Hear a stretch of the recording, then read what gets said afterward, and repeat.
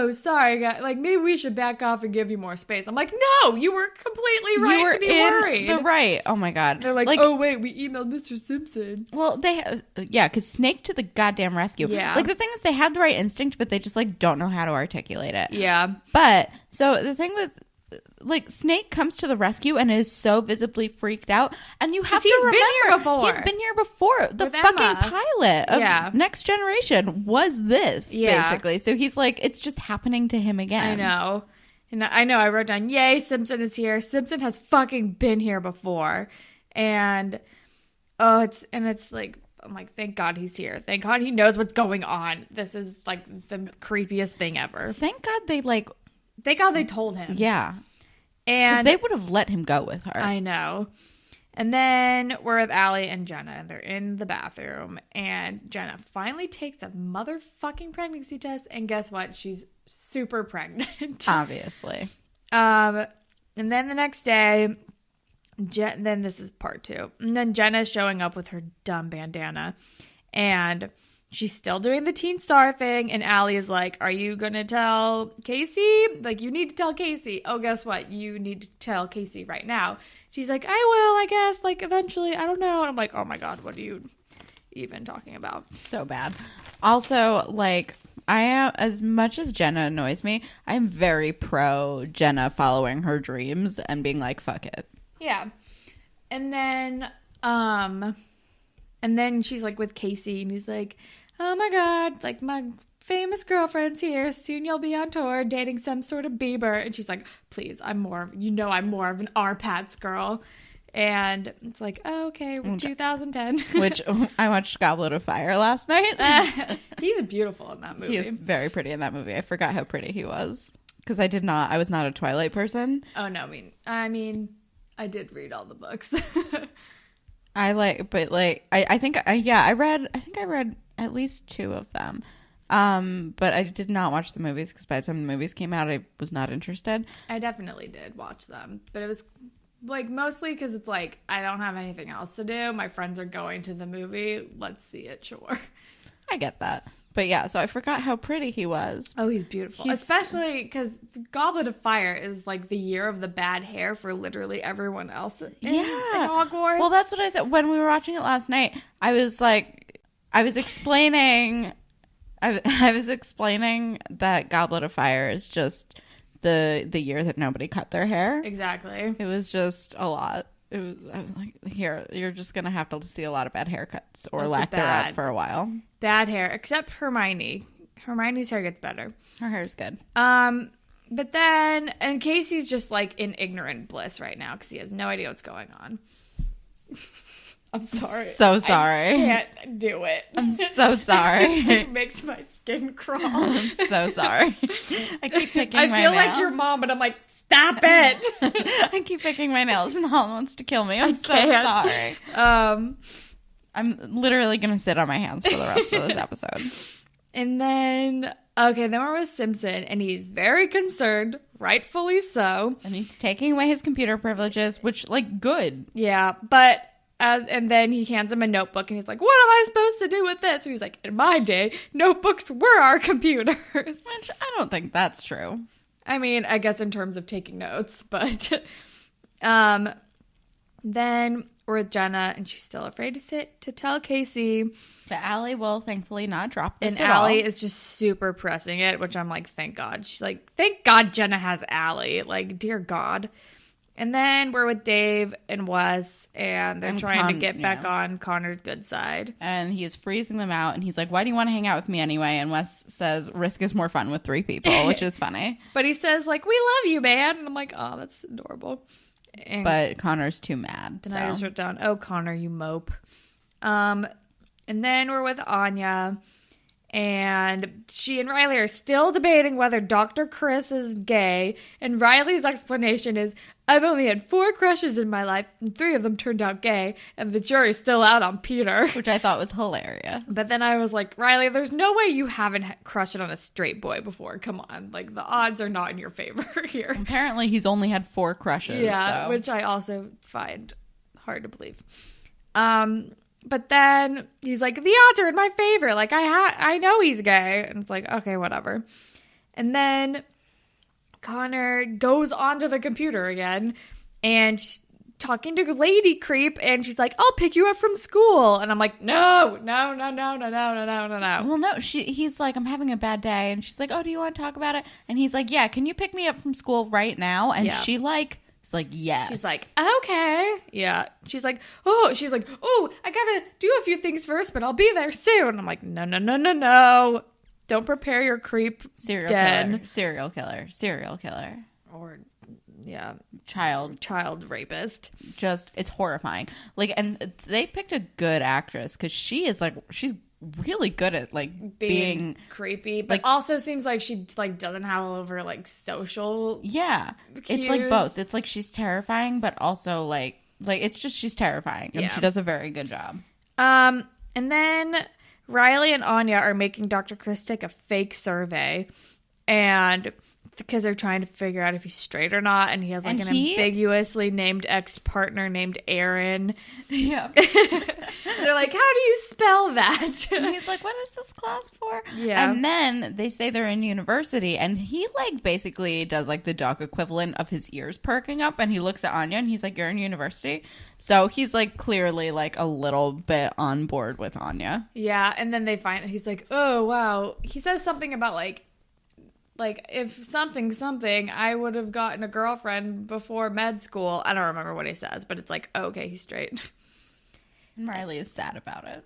And then Jenna and Casey are at the Dot, and Jenna's like, I need to talk to you. I'm like, we're doing this at the Dot? Of course we are.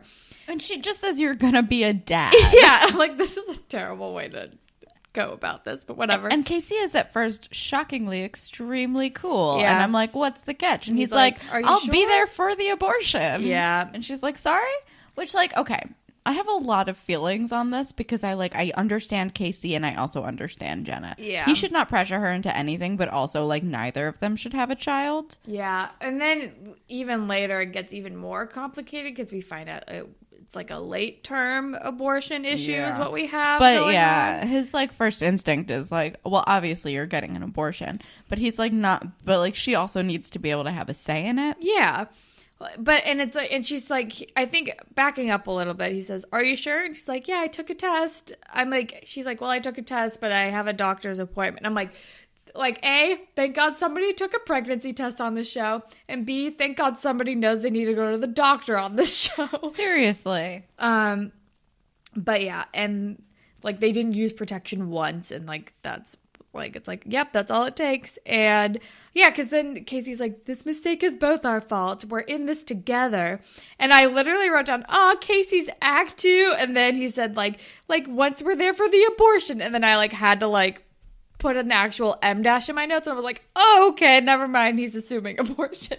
You can see it on my notes. I see it on your notes. It's amazing. And Jenna doesn't want an abortion, or she like at least needs to think about it, but yeah, which is fair. Yeah.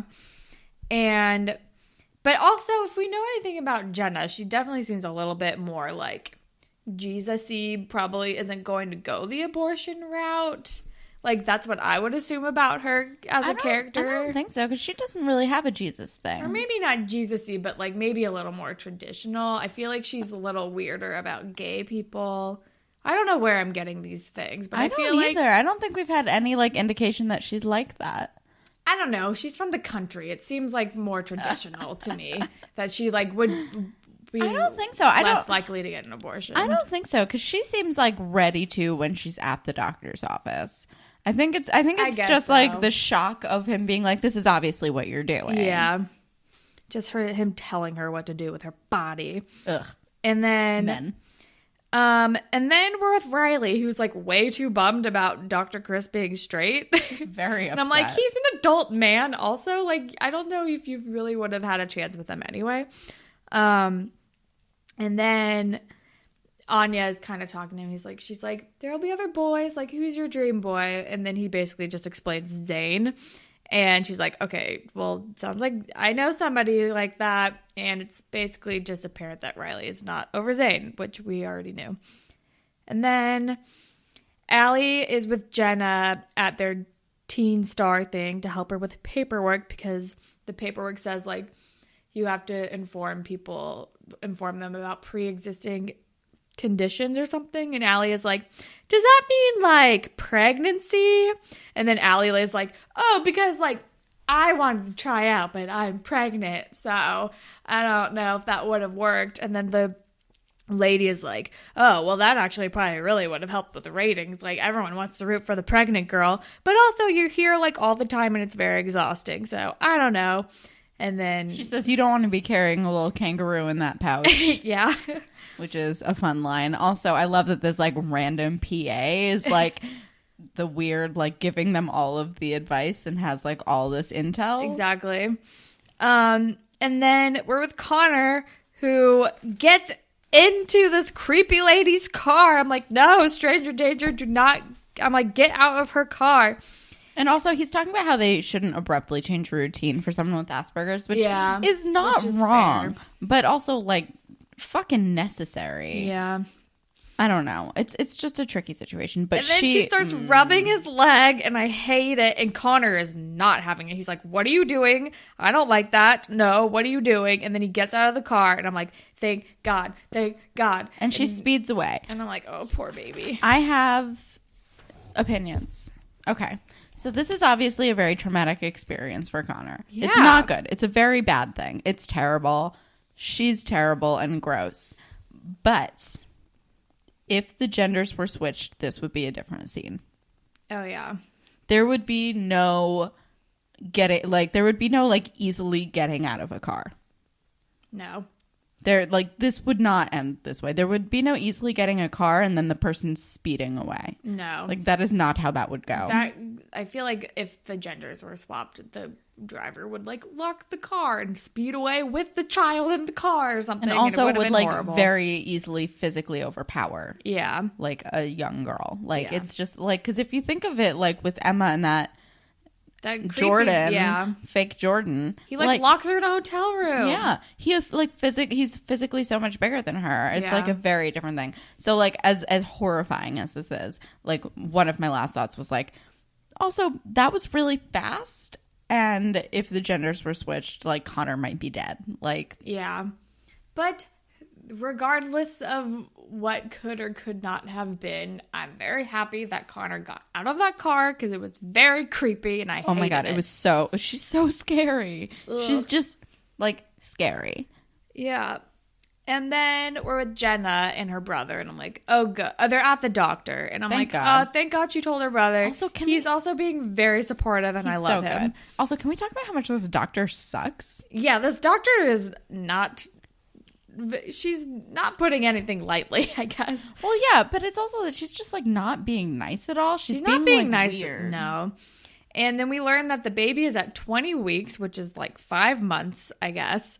And she's telling her, and she's like, you know, like you really put your baby's health at risk by waiting so long to like figure this out and don't take any more diet pills. She's just she's not easing her into this. She's not will not get off her back. She's a scared child and she's like, you know, you got to figure this out. Blue, blue, blue. Yeah, like, she sucks. I'm like, do you understand that this girl is like 15? Like, and then she asks about abortion and she's like, that's a little trickier. It's a late term abortion. Usually that doesn't happen unless it like poses a threat or if there's like complications already. And if we do a late term abortion, it's a little bit more dangerous for like for everybody involved. It's a very like, I read that there was this really good, like editorial on Jezebel, I think, that was like going around that's like a woman who had to have a late term abortion like wrote a very long essay about it, and it's like just like a personal story, but it was just like so traumatic. And also it's like, I don't know what it's like in Canada. It's probably not, oh yeah, they have free healthcare, but if you do it in the US, it's like also like next level insane expensive because first of all, you have to like fly a lot of places last minute because most states won't do it. Yeah. And it's like $20,000 cash because it's like, oh my God, because insurance, people don't want to, insurance won't do it. Cover it. That's even though it's like this, like I will die if I keep carrying this child to term. It's like it's insane, and it's such like, and it's also just like extremely traumatic because you basically have to give birth. Yeah, because 5 months along is very far, like 20 weeks or even later than that. It's like, and at that point,